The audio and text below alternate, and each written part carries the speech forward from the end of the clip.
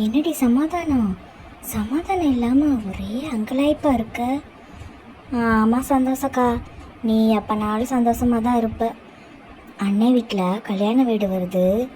பிள்ளைகளுக்கு நல்ல ட்ரெஸ்ஸு நகை எல்லாம் போட்டு நல்லா கூட்டு போகணும்ல. தங்க விற்கிற விலைக்கு நம்மளால் எப்படி வாங்க முடியும்? அதான் கவலையாக இருக்குது. உன்கிட்ட தான் கேட்கணும்னு நினச்சேன், நீயே வந்துட்ட. ஏதாவது ஒன்று சொல்லேன். கொஞ்சம் ரூபா சேர்த்து வச்சுருக்கேன். தங்கம் விற்கிற விலையில் வாங்க முடியலையே. அதுவா, இப்போ தான் சந்தோஷம் கலெக்ஷன் வந்திருக்குல்ல, அவங்க இப்போ ஐம்பொன் செய்கிறாங்க.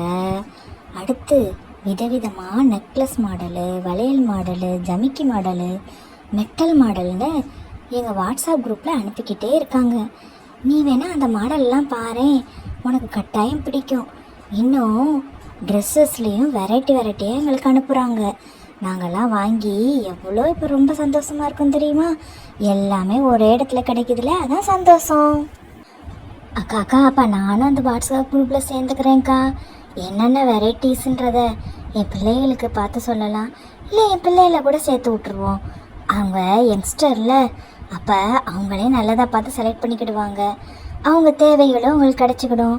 நானும் இப்போ சந்தோஷமாயிட்டேன்க்கா. ரொம்ப நன்றிக்கா. சரி சமாதானம், நீ உண்மையிலேயே அவங்ககிட்ட பொருள்கள்லாம் வாங்க போகிறேன்னா அந்த வாட்ஸ்அப் குரூப்பில் சேர்ந்துக்கோ.